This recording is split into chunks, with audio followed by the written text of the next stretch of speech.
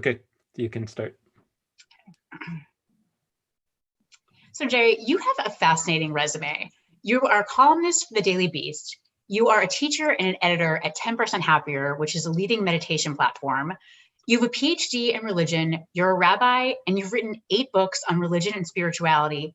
And you're a lawyer and were a professional LGBTQ activist for 10 years. And I have to say, the first time I met you, which you may remember, was actually several years ago at a silent Jewish meditation retreat, which you were leading. These are a thing. Jews are silent for a whole week. It is close to a miracle. And I think I started our conversation together with arguing with you about a piece that you had just written about Michelle Obama's line about when they go low, we go high, a line which I actually didn't write. She wrote that herself. I just put it in the speech. But at the time, as someone who was a political staffer attending a silent Jewish meditation retreat, I found it really reassuring that you were both this very savvy, politically savvy, smart lawyer guy, and this really spiritual rabbi and religion PhD guy. And I think there's often a sense that those two things are in conflict.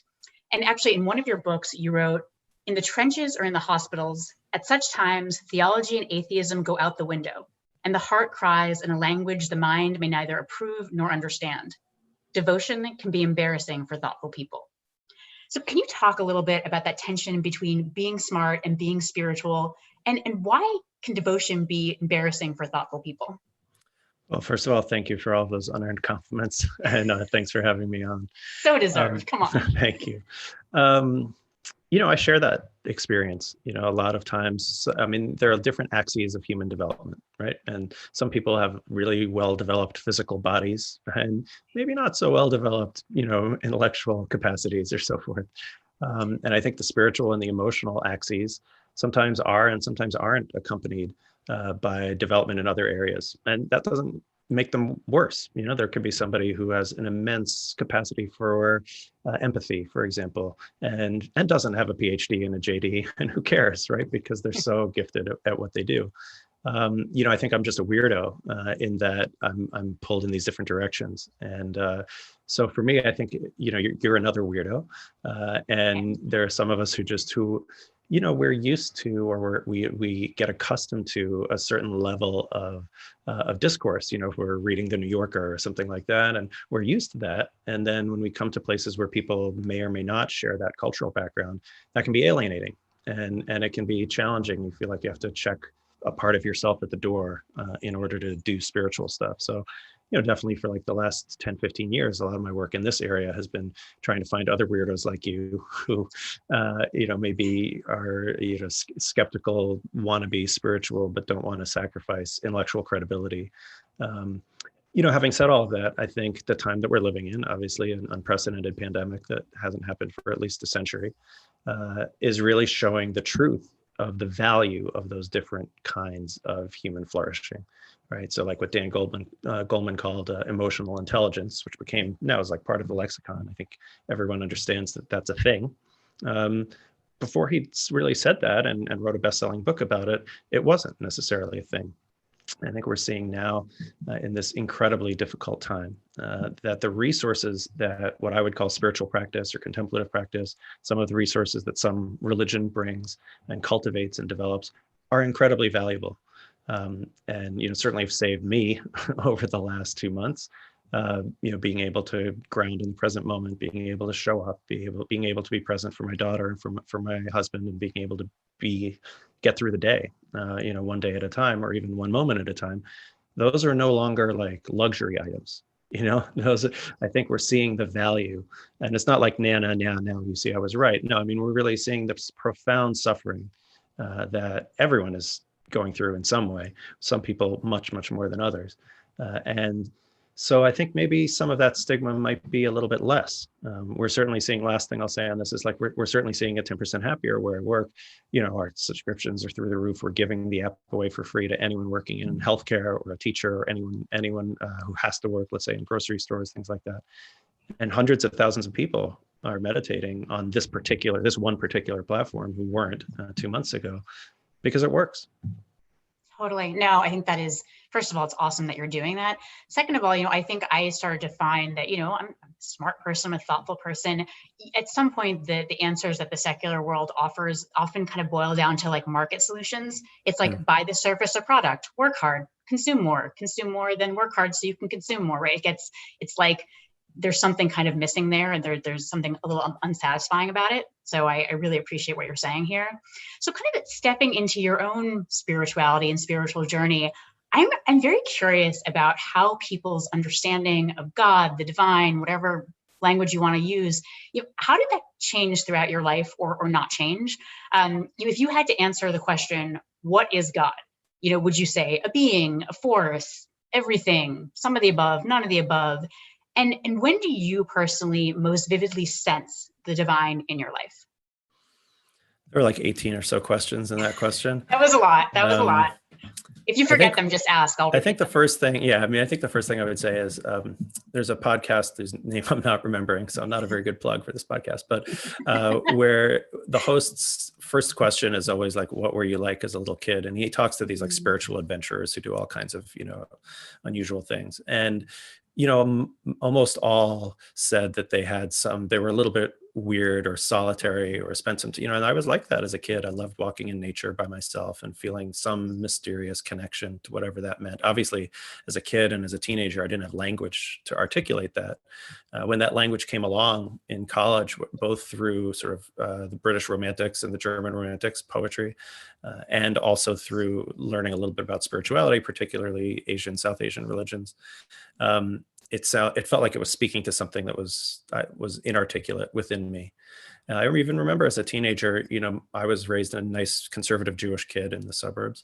And so the Jewish language was the one that I grew up with for the ways of articulating this relationship to the world, of this sort of loving relationship or direct relationship with reality. And so I remember I went through like a little religious phase where I put on tefillin more and I was more interested in and that was the language that I knew at that time. As I learned other ones that sort of spoke to me more, that had less mythic content to it, that seemed to require fewer beliefs or fewer practices or fewer suspensions of disbelief, let's say, I gravitated toward those. And then as kind of moved toward integrating those different pieces. God is probably the most problematic of all of those concepts, precisely because it means so many different things to different people. And one thing I'm definitely not interested in is saying that my articulation of this term is the authentic one or the Jewish one or the best one or anything like that. It's definitely grounded in Jewish sources. In my book, Everything is God, I go through a lot of those sources, but it's equally grounded in my own experience. And so I have no pseudo-fundamentalist claim to say that the notion that God does not exist, but God is existence itself, this articulation of non-duality, that everything is one, I don't think that's what the biblical Israelites thought. And I don't think it's what animated their sacrificial cult based in Jerusalem or their other sacrificial cults, which were persecuted by the main one. I think they had very different ideas about nature deities and multiple deities. Ours was the best or the strongest, but that there were many of them and they were anthropomorphic. And I have no interest in projecting back what I in the 21st century happen to think to some previous period. On the contrary, I'm actually more interested, the weirder it gets and the less like my current beliefs or what I hold, the better. So for me, I think this word God has something to do with a choice of how to relate to existence itself. And there's an aspect, it's certainly available. If what you're looking for is that deep personal sense of the sacred, I can say from lots of firsthand experience that is accessible. It's available on long-term meditation retreats. It's available in difficult times like now. It's available when we do practices that call on what some people call our higher self. And that's there. That is a reality. It may just be a psychological reality, of course, right? I may just be in delusion, but it is an experiential reality. And so for me, that word refers to something about choosing to value that experiential reality that sees the world as you rather than as it, that imagines some non-anthropomorphic, but still in some sense loving being, that may be the ground of reality, that there is Satchit Ananda in the Sanskrit, being, consciousness, bliss, and that it's possible to experience that directly. I've done a lot of mystical practices over the years in lots of different traditions, and some with medicines, and some in Jewish contexts, and some in Buddhist contexts, and others. And that I've had those peak experiences many times. I'm really blessed with those. And to me, like when the rubber hits the road, which is where we're living in now, when things are really difficult, do those intuitions and experiences hold up or not? Do they provide a sense of, are they accessible? Is there a connection? That's what I meant about that in that line about trenches and hospitals. When a loved one is ill, as many probably of our listeners or viewers, loved ones may be ill right now, we say all kinds of things that we don't believe. We pray to a God that we don't believe in, and that's a basic human need. And I don't think, unlike some atheists, I don't think that's a need that we have to ridicule. I think that's something beautiful about the human condition, just like poetry is beautiful and love is beautiful. We could certainly just say that love is just a bunch of oxytocin and other chemicals in the brain, and that may be true on some level. But love is one of those qualities or ways of being in the world that I think are beautiful. And I think the same about what some people call spirituality. So when in these moments of, I've heard you sort of talk about God as, something you can connect to as a loving being, also as something that is kind of everything, like a source of all life. In those moments where you feel close to that, what does that feel like? And what does it feel like to be far from that for you? I think what's coming to mind in response to that has to do with the strength of the separate self, or the boundaries of the sense of separateness or ego.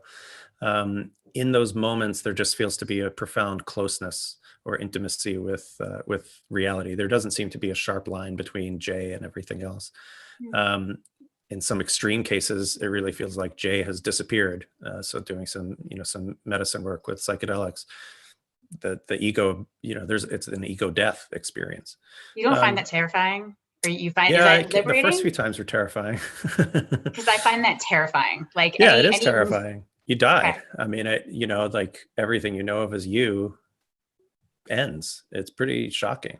The first few times I did that work, in 2007, I was told by a shaman that, don't worry, you won't die on ayahuasca. And I was like, I know I won't die on ayahuasca. Why are you telling me that? And then sure enough, the whole near-death experience thing, hovering above the room, all kinds of stuff that I don't really have any cognitive explanation for. There's a big light and we're all going into the light and dissolving. Everything that was in some new age book started happening as my reality. And in that experience, it definitely doesn't feel like, oh, well, you took some drugs. No, it definitely feels like this is actually a dimension of reality that this different mental, physical brain makeup is allowing me to see and participate in. That was extremely terrifying. More recently, in the last few years, in between then and now, I've just done a lot more meditation, a lot of long silent retreats, a lot of experiences that are very similar to that, but that are mind generated. So there's no outside medicine. So just doing intensive concentration practice. And there's a Buddhist thing called the jhanas, which are these very intense absorption mind states, which I now teach. Well, I used to teach before the world ended anyway. And those mind states are extremely profound. It's hard to really, it's not like, take your best, most amazing, awesome, like davening experience or peak experience or sexual experience or drug experience and just, quintuple it or something. Like, it's just very hard to explain or convey how profound these experiences are. And certainly the ego shifts. That sense of me as this neurotic separate self who, has all of this encoding from my childhood about how I'm not good enough or I am good enough or I'm this, all of those stories sort of recede. And as William Blake said, if we could see the world as it truly is, we would, if the doors of perception could be cleansed, the world would appear as it is, infinite. And that's certainly been my experience many, many times. Having said that, peak experiences are just a stop on the way. Like, that's not the goal, is to just get higher and higher and higher. It's, what is the transformative power of those peak experiences? If you do all those things and you're still a jerk, you're clearly missing out on the point. And so obviously does it translate into me being able, again, to be more present with my 2.5-year-old daughter who I'm quarantined with? Does it enable me to adjust to this total shift in my life that's happened in the last 2 months, in which I'm not doing hardly any of the work that I used to do in order to parent? That was a really bumpy transition for me. It wasn't easy, actually. And I called on a lot of reserves of these kinds of practices that I'd cultivated over, 20 years. And I feel all right. I feel, unhappy, just like everyone else, and stressed out a lot. And that's a huge difference from where I was 6 weeks ago, which was almost non-functional. Yeah, I think that's an experience that many of us share. So I appreciate that. I also, I think about this idea that you're talking about, which is it's this sometimes understood as non-duality, right? Where it's not that there's God up in the sky and we're down here and separate, and he is a being and I'm a being and I pray to him and he gives me things. It's actually more of a sense that God is everything and we're all part of this. The old, I think it's Ram Dass saying of you're not a it's like the ocean. It's like the ocean in waves, right? Like I'm a wave in the ocean. I'm a distinct, separate wave, but I'm part of this larger ocean. I crash on the shore. I come back in. I've had definitely moments on airplanes with really bad turbulence where which is so unpleasant to me. And I've gotten much better. But back in days when I was scared, I would just have like 2 seconds where I was like, I'm just part of everything. I'm just part of everything. And I would have these like 2 seconds of calm, and then I'd be terrified again and like planning for my own death. But there is, when you can access that sense of just being part of everything, it kind of does dissolve a lot of fear and anxiety and all these things. And so I'm kind of curious about this idea of non-dualism that you're talking about. Your book, Everything is God, it's like the best piece of writing on this that I've ever seen. It is beautifully written. It is smart, it's clear. It really, it's a great book. If anyone is looking to explore this, they should get that book. So tell us more about this idea of non-duality, of it's not, like, what does this really mean? How does this manifest itself? I mean, when you say like, after coming back from these experiences of non-duality, the idea is kind of not to be a jerk. Okay, well, what does that experience teach you? How does having that non-dual experience teach you to not be a jerk? Like, what do you actually bring from that experience to life? So I feel like answering it this way. I usually answer this question different ways every time it's asked, but there's an interesting coincidence that between, on the one hand, not just what sort of like quantum mechanics and 20th, 21st century science, but just like regular science tells us about the nature of reality, right? Or just reflection on the fact that all of us our lives are finite. Something goes on, whether it's, the impact we have in the world or children or whatever it is that we have contributed, we contribute that verse to the play of life, and the play of life goes on even after we're gone. And there's that understanding. I mean, it's easy to dodge that and be afraid of mortality, as we all naturally are, thanks to however many million years of evolution. But that is clearly reality. It also does seem that this is more 20th century, 21st century science, but it does seem that a lot of the understandings we had about things being separate aren't really that true, and that the universe is this sort of weird just one field of matter energy constantly in flux. Okay, so all of that's like left brain science stuff, which I've understood and read a lot of, but we don't experience that. The coincidence is that those ideas, which are again just good old rational left brain science, seem to accord with these experiences of unity that many people have. And that mystics have had for thousands of years. So at the very least, that's a fun coincidence that, our best rational science and our best trans-rational or non-rational mysticism lead us to the same place. And it's a place that's very different from our ordinary experience, right? Again, in the last couple of months with the pandemic, we're very aware of mortality and of uncertainty and the instability of our lives. And it seems also natural, whether people are traditionally religious or whether they're atheists or somewhere in between, to be kind of reflecting or contemplating on what's more than that. And what is left behind or what does continue, and knowing full well the possibility of our own finitude. And so for me, it's that interest, that little coincidence between the two. So non-duality just literally just means not two. It means there's only one thing happening right now, and it looks like you and I are on a Zoom call or on YouTube, and someone else is watching and listening. But all of this is just echoing within the mind of God, just as Ram Dass said, "You're not a wave, you're water." For me, I don't think I came to those views for consolation, but they definitely provide that consolation, like you just described on the airplane.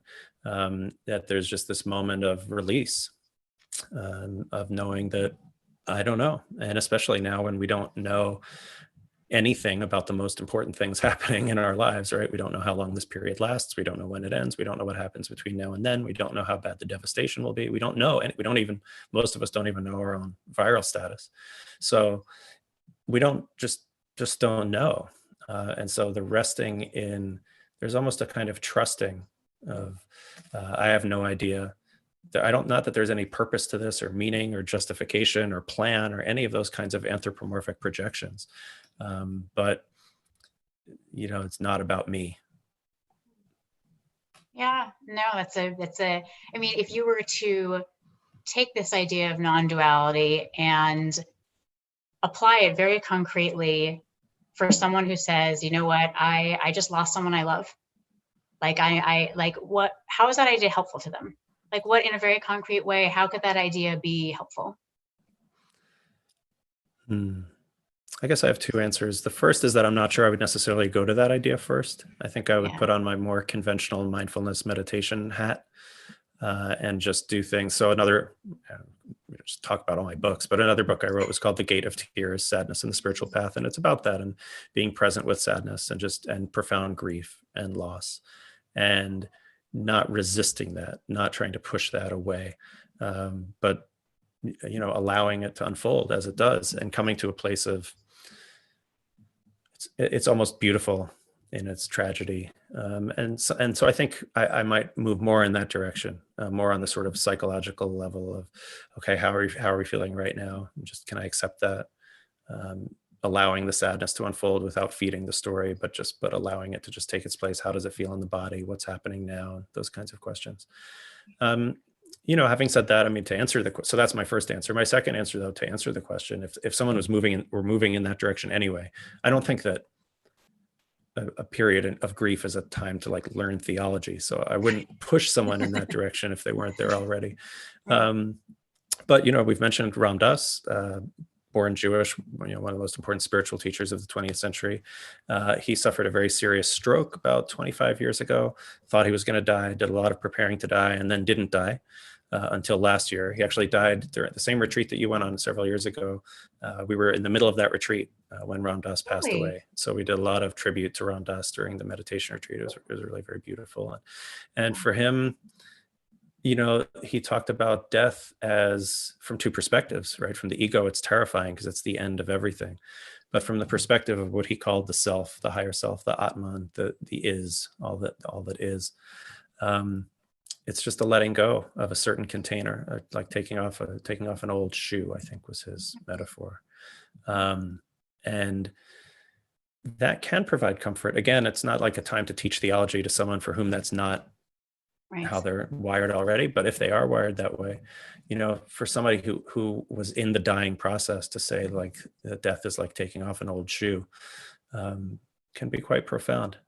That is profound. I also, I have a sense with non-duality, I think it was you who actually, so you or James Jacobson Maisels, one of you wrote somewhere that, in the process of taking lessons from the non-dual into daily life, it's about, when you actually look around and say that everything is God, everything is divine, you can't hold this idea too heavily, because then you get caught up in oh, well, is this evil God? I mean, it's okay, let's just hold that idea lightly. The sense that this man who I pass on the street who says, hey, can you help me? Do you have $1? That man is God, right? Mm-hmm. That man is the divine. I think if you are walking in a forest and you're like, wow, that tree is God. That tree is an expression of the divine. It does make you look a little closer. I think it does make you have a little bit of awe and wonder. I do think if you hold it lightly and you just kind of take it as some light guidance about how to look at life, it's not a bad, it's not a bad thing to kind of take with you. I'm curious, I mean, you've mentioned meditation a few times. Is this something, does meditation make you feel, is this one of the practices that you use to get closer to the divine? And like, how does it do that? Most people think of meditation as it makes me calmer, or it makes me more focused, or it gives me a break. You usually don't hear meditation as like, it makes me feel closer to God. So tell us about that. Okay, but first I'm gonna not do that because you threw out the question you said you weren't going to ask about, like, what about evil and stuff. It's easy to say that everything is God when you're on a nice retreat and you're eating good food that somebody else is cooking for you and the weather's nice.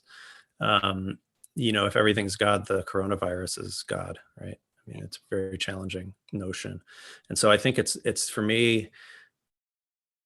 It leads to that place of not knowing. Like, I just have no idea I don't know. Like, I just profoundly don't know about what this is really about. And I don't have a worldview that there is a plan. It just, it seems like things kind of happen, but who knows? I don't know. And I hope this isn't Mother Nature striking back at us, because if she is, she's got a lot further to go before she corrects the damage that we've done. I know some people who do feel that way about the virus, and I definitely feel scared by that. For me, though, it just shifts back to a place of not having answers that divide up the universe into this is what this is and this is what this other thing is, and here is this moment. How can I greet this moment as a friend? Is a phrase that Sylvia Boorstein, a wonderful Jewish Buddhist teacher, uses all the time. Can I greet this moment as a friend? It might be Sharon Salzberg. I think they both say it. And that feels like a good question to ask, especially in difficult moments like we're experiencing a lot of now. So there's a desire for us to have answers, I think. And I don't think non-duality is about providing those kinds of answers. Any kind of rational answer is already in the dualistic framework of our minds. And so it's frustrating. It doesn't do what a lot of traditional religion does, which is give you a myth that makes it all make sense. Like we were talking before, some people believe like the Holocaust was like punishment for an anthropomorphic God's punishment for assimilation. Other people believe that the Holocaust was necessary for the state of Israel to be born. And these are all ways to somehow make the Holocaust make sense. In the context of a traditional theology with an anthropomorphic deity who's all powerful, but also all good, but also allowed this horrible thing to happen. So there must be a reason, which we humans can understand. I don't want to, if that works for somebody, great. I mean, I can just say that profoundly doesn't work for me, that way of thinking. Me neither. And so kind of the opposite works for me, of noticing when there's a desire to make an explanation fit something. So, okay, then I understand. Now my worldview is contained again. Actually, and it just reminds me that since the pandemic, there have been all kinds of think pieces of basically people saying, yeah, yeah, yeah. Like, this proves my worldview was correct. On the right, the left, and the center, right? So like, oh, this proves that we needed, socialism, or this proves that nature is going to kill, or this proves that, da, da, da, da, like everybody on every side of it.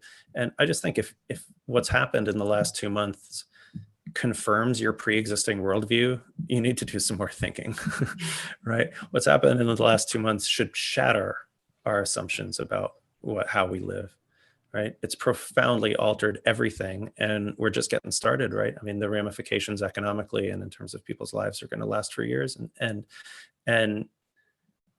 so we see that human desire to have an explanation as like we can provide some control. We just don't. Okay, but you asked a different question. I did. So, meditation, as I teach it, and I teach in secular contexts, like at 10% Happier, in Buddhist contexts, teach the jhana practice I mentioned before, and in Jewish contexts. And, the techniques can actually be quite simple, just focusing on something, the breath or something else, bringing the mind back to it when it wanders, just seeing what's happening. Like, what's going on right now, and can I just be with it? So if I'm feeling sadness, can I just see, oh, this is what sadness feels like? I'm feeling joy, I'm feeling bliss, not getting carried away into a story about like, oh my God, I'm feeling joy and bliss, this is the best thing ever. Just like, oh, there's bliss, it's pleasant, it's present, how nice, and knowing that it'll pass, of course. So the techniques can be pretty similar, but the ends, the contexts are different. So I think your point about, for most people, meditation might be about like how to relax or something. Certainly since the pandemics began, like 75% of my teaching online has been about that. Like, right, it's not been about, it's been like, okay, how do I like ground myself and stay in some way resilient through this? Because it's a marathon, not a sprint. And so that's more of I guess you would call it a secular end. But for me, when I'm teaching in a Jewish context, if the mind gets quiet enough, the ego gets quiet enough, there are these little intuitions and perceptions of beauty that we might ordinarily miss that become more visible. There's a certain kind of awareness that grows that seems to pervade everything. There's like a cultivation of a mind that's neither seeking nor desiring, just non-seeking, non-desiring mind. And it's possible to rest in that. And that, to me, those are the kinds of experiences of the mystical that I'm really interested in. There's plenty of other kinds of mysticism, seeing visions of angels and chariots and Buddhas and bodhisattvas, and great. And that's, I think that can be really profound. For myself, if it's possible for that mind, the sort of separate self mind, to just sit back a little bit and just rest in itself instead of looking outside for feeling okay, if it can just be okay in itself, the mind resting in itself, that feels like a doorway to what some people call the sacred. Because suddenly, I'm looking out at, we're all at home, right? So I'm looking out at the sofa that's in front of me, and there's a big mess of toys, and my daughter's shoes are on the floor. And it looks like a painting or a still in a film. I mean, it's quite beautiful. There's light coming in through a window. It's a mess. I could focus on that side, and that's on the relative level. That's definitely what's true. But what's also true is how beautiful even this moment is, and that's true. So that's for me the connection. That the same process of allowing the mind to settle and to quiet, that enables me to see my psychological stuff more clearly, just on a purely secular level, also enables what theologians call the numinous, the sense of the holy, the sense of the sacred, and to arise. And different people are interested in that or not interested. Sometimes that's just a feeling that for some people they're just not into it, and that's fine. As I said at the beginning, I've always been into that feeling and into that. And most of my artist friends are, whether they articulate it in religious terms, they probably don't, right? They articulate it in artistic terms or performative terms or something like that. Those of us who are wired in that way have the capacity to experience those moments of the sacred, and meditation is one of the best tools that I know of to have more of those moments. Yeah, that's very helpful.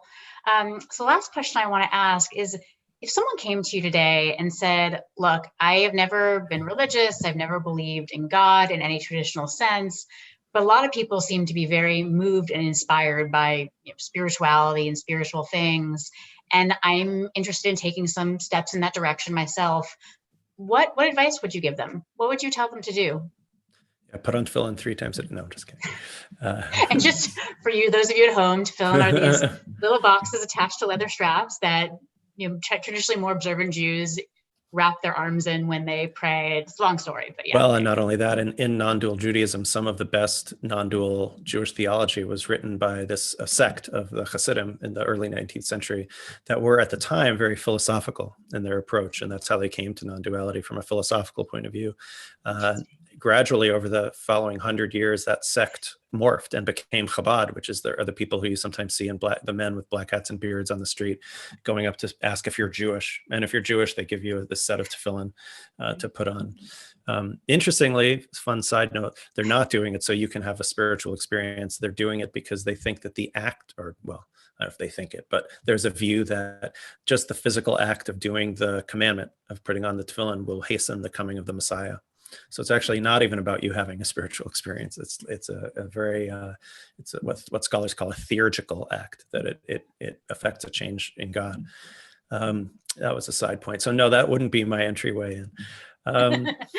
I'm shocked. I really would think that's but it's fine. No, you do you. You do you. I think it's a matter of finding the only thing to know at the beginning is that somewhere out there in the spiritual encyclopedia is the right flavor for you. but it might take a little while to find that flavor. So let's say just it's easier in the Buddhist world than in the Jewish world. So in the Buddhist world, there are some forms of meditation that are very kind of prosaic and secular, right? And go really well with psychoanalysis. There are other forms that are like visualization and chanting names of bodhisattvas and so forth and things like that, which are much more religious seeming. They actually seem very kind of Catholic or maybe Eastern Orthodox because of all the iconography and things like that. So when people ask me just in the sort of Buddhist world, like which flavor, it depends on them. You know, for some people those tools of visualizations and chanting and so forth are essential. Like they're so helpful. They open the heart and they're a way in. And for others, it's like way too religious and weird. And so it's alienating.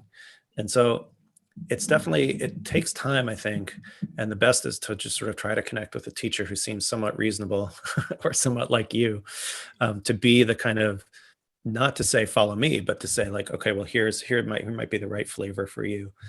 So when I'm asked that question, which I am pretty often, you know, so let's say in the Jewish context, you know, for some people, like their social justice activism is their religious practice. And that's where they're going to sense a sense of the divine, actually, right? Because we're living in such a profoundly unjust time and unjust society. The pandemic has just made that more clear, but it certainly made it more clear and the stakes more stark. You know, like Abraham Joshua Heschel, the great Jewish sage of the last century, said when he was marching with Dr. Martin Luther King Jr. that he was praying with his feet, right?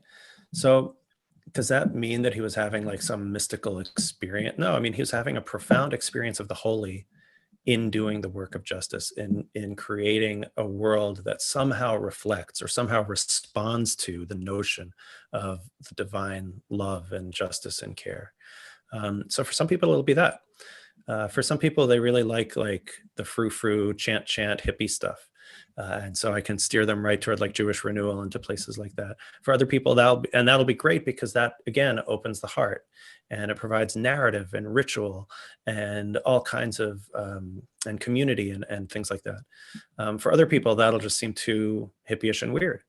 And so it's a matter of finding like, okay, so there might be text study people who are really very deeply, profoundly spiritual and express that spirituality in working with the text.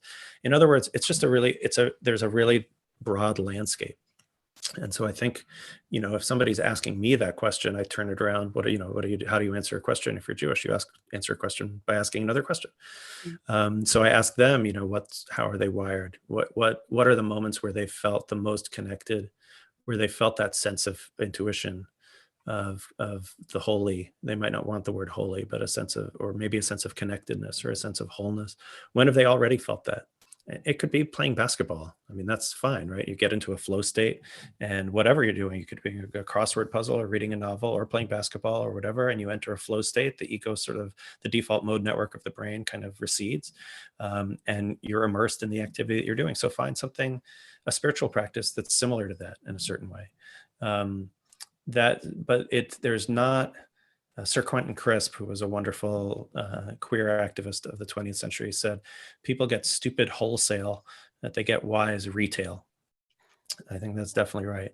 It's a retail sale. There's not one size fits all.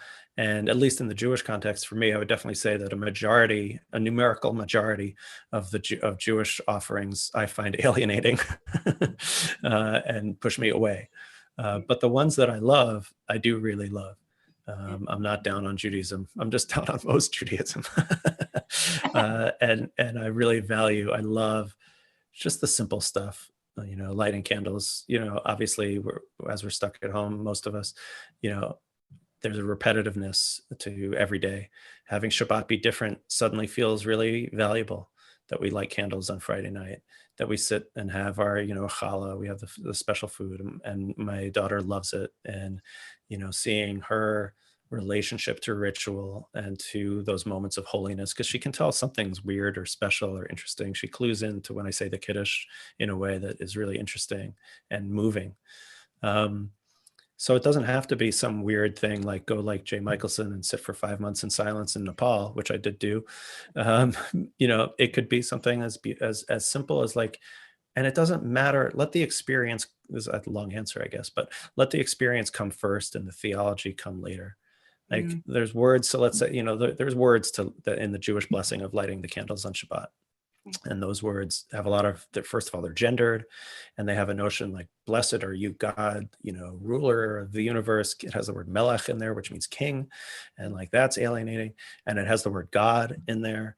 And then it has the notion of that God commanded us to light these Shabbat candles, which, by the way, is definitely not true. There's not, in the Torah, there is no commandment to light the candles. Side note. So right in the words of that blessing is so much theology that gets in the way for people. And so, my advice, if someone's looking in a Jewish context, is like, just don't worry. Say the words or change the words or say no words. It's fine. Light the candles, have the moment that's quiet, have the moment that sets this period apart, turn off your phone, have the moment that sets this day apart from the rest of the week. Definitely don't check the news, today, just for Shabbat. And have the experience of the sacred without being pushed away by the traditional language that Jews, mainstream Judaism, all Judaism uses to describe the experience. Have the experience first, and then you don't have to worry about those alienating terms. Rabbi Art Green, who's just written a number of phenomenal books, he has this beautiful passage in one of his books where he says, just think for a minute, just like put yourself in the moment when your child was born, or when you were holding the hand of your parent as they took their last breath, or when you were out in nature and just so swept away by a beautiful set of scenery, or you were looking up at the night sky and feeling just overwhelmed by your tininess in this infinite universe, or you had this moment of just profound human relation, or a moment when some insight kind of came to you unbidden, as if it were almost from outside yourself. But it's like, let's start there when we're talking about the divine, rather than the God is this and does this, and here's the rule of God. It's like, we don't know. Right? We don't know.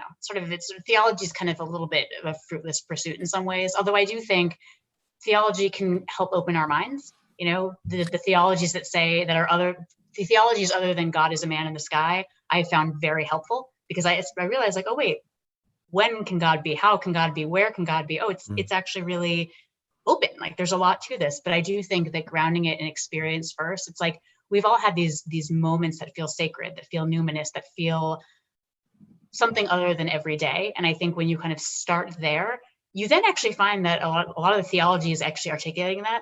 That moment of human deep relation where I felt just profoundly moved and like I was in touch with something transcendent. That's what Martin Buber is writing about, right? That moment of deep flow where I'm like so in touch with just my deepest inner self. That's what Mordecai Kaplan is writing about, right? This is not like the two of them work well together. I think where things don't work so well is where you have theology and kind of not connected to any experience, which just, I don't really totally know the point of that. That's not super helpful. No, I mean, look, that theology, having the theology without the experience does tend to organize communities, in a certain way. And it it builds a textual tradition and stuff like that. But basically I agree with you and Art, of course, 1,000%. It's mostly a question of order. I mean, what do we think that Buber and even Kaplan, but certainly Buber, what do we think they were even doing when they were writing these books? They were trying to find articulations of ways of expressing what they experienced. And I also think that's true of the ancient biblical writers, the different writers who created the books of the Bible. And that's why I like when it's different from my experience, when it's this sort of Iron Age cultic, sacrificial worship and stuff like that, to try to really imagine, like, what was that experience like? Right. That they're writing about. But of course, yeah, if we put the theology, so the theology is there and it's a great second step, right? But the first step is to have the experiences, right? To have the experiences of the sacred in whatever context, and then find the language that seems to resonate most. And not just the language, it's not just about theory, but the practices that work. That's one reason that so many people who don't have a traditional sort of God practice still have a lot of traditional Jewish practices, because they really do some great things, and like coming together now. I don't know if numerically more people are going to Shabbat services on Zoom than used to go into the synagogue, but we're obviously craving community. We're craving connection. We're craving a way of being emotionally vulnerable with each other. And even good old traditional religion, let alone spirituality, provides that.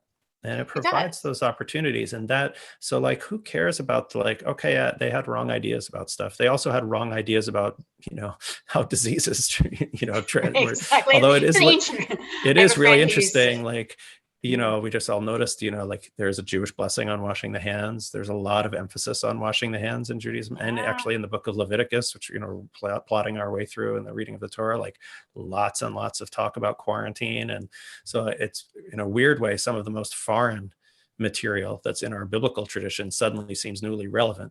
Not that we would want to adopt those protocols necessarily, but that, the concern about physical health, and the profound awareness of our fragility, for those of us who have been mostly healthy for most of our lives, yeah, it's there. We've had relatives who have passed on or something, but it hasn't, I don't know if it's been there quite as immediately as it is now, where we all have this giant roulette wheel, that, people your age and my age, chances are if we get the virus, we'll be more or less fine after a few weeks, but there's always that one in a, we don't even know what the chances are. We don't even know what at least on the roulette, what the odds are that it's going to fall on a particular thing. Here, we don't even know what the odds are. And so, those deep, profound, it's, you read these alienating passages in Leviticus and you're like, what the hell are these people talking about? And now you get exactly what they're talking about. They're trying to find some way to order through the chaos in the way that made sense for them. That's not the way that makes sense for me. But I love resonating with these totally different, worldviews from thousands of years ago that I'm some way connected to by heritage. And suddenly finding a profound resonance there. So even the good old fashioned religious stuff, let alone meditation and all of the other fun stuff we've talked about, answers these profound human needs. And, if you think that these needs are pathetic, as some of the so-called new atheists do, Christopher Hitchens, people like that, then okay. But in my experience, they're not pathetic, just like love and just like the impulse to figure things out, the scientific method, and just like the creative impulse and create art and create beauty. These are impulses that I think dignify the human being. I am so with you on this. I'm a big fan of yearning. I think yearning is just so underrated and so not, it's something that's very vulnerable. It's embarrassing to yearn for things. It's different from desiring. It's different from striving and achieving. It's this very soft, delicate, like yearning for love, for connection. It's embarrassing, but I do find that it's a place of, it's a place where you can find connection with others. It's a place where you can find a kind of connection with yourself. It's a place where I find connection with the divine. I also really resonate with your, it's just like the understanding of sacred text, right? Where I look at the Torah and like, there's no uniform theology in the Torah, right? At one point you have like the all powerful God who's controlling everything and sending floods. Another point you have a God who's like totally just outdone by the people that this God has created. The people are doing all these things and God is like, what are you? No, I didn't want you to do that thing. And you have this God who is, this scary, just kind of, oh my gosh, God in this powerful force of justice against us, which is so scary. And then you have this like beautiful God who comes to Moses where, in a burning bush and is like, listen, dude, you're gonna save your people, the Israelites. And poor Moses is like, oh no. I got a speech impediment. My tongue is weird. Nope, can't do it. And God basically says to Moses, like, no. Who do you think created that mouth? Right? Who do you think created man's mouth like that? He's saying basically like, I created you like this. And he says, I'll be with you. Right? Like, what a loving, is there anything more loving and compassionate that an ancient God could say to an ancient man than like, I created you like this, I'll be with you? Right? Like, it's just like, these are people, and like, I don't think any of this literally happened. I think that this was a book written by lots of people collecting oral histories and all these things over many centuries, but I do think they are articulating something. I mean, I think it was Rabbi Abraham Joshua Heschel, you mentioned earlier, who says that, the Bible itself is a midrash on Revelation, right? A midrash is basically kind of an imaginative story on something that kind of uncovers a deeper truth of it, right? It's kind of a story about this. It's people's experience of it. And so I don't think it's any less valuable today. This is something that's continued in Judaism, right? Like Maimonides had a very different idea of God than the God in the Torah. He's a medieval, centuries ago Jewish thinker. So I love that idea of looking at these ancient people and like, they're so relatable. All of their insecurities and fears and, ethical dilemmas and underperformance, it's all so real.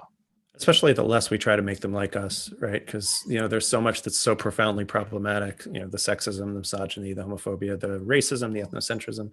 And so it's not a Rabbi Zalman Schachter Shalomi, who founded this movement called Jewish Renewal, contrasted what he called renewal with restoration. There's not some idea that we're going to restore some older Jewish Edenic thing that happened that was like, if we just go back to how things were in the year 1750 or 650 or whatever, then that's what we should do. No, it's understanding that and even the sources of non-dual Judaism, mostly in the Hasidic tradition and in the Jewish mystical traditions, those traditions have tons of problematic, not just problematic, like deal breaker problematic. Like it has to be one of my favorite poets, teachers, queer Jewish poet Adrienne Rich. She wrote this poem called "Diving into the Wreck." Love her. Love that poem. And it's a metaphor, I think, for her entering into history as well as Judaism and Jewish history. That it's a shipwreck. We're not trying to make the ship float anymore, but there is treasure in there. And so it's diving into the wreck, knowing that it's I don't want to mangle the last lines, but it's something like the last lines are something like knowing that there are these books of these sacred books in which our names do not appear.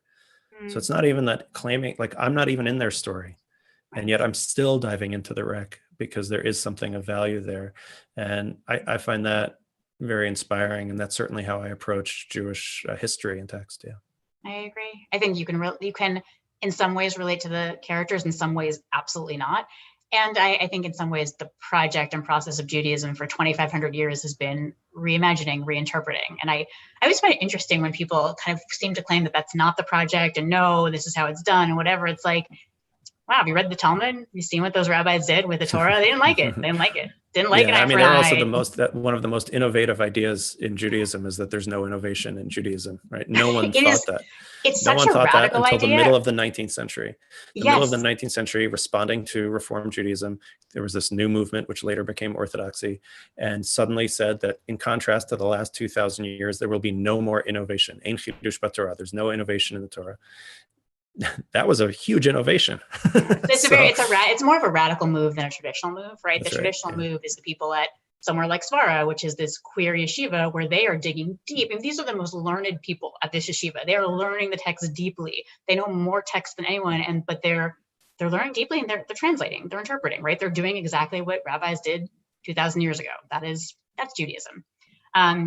Anyway, great conversation. Such a joy to be with you, Jay. You were the best. I know, Sarah, I've talked about your next book, but I really think you should just make Yearning is Underrated the title of your next book. That would really be a great book. No, really.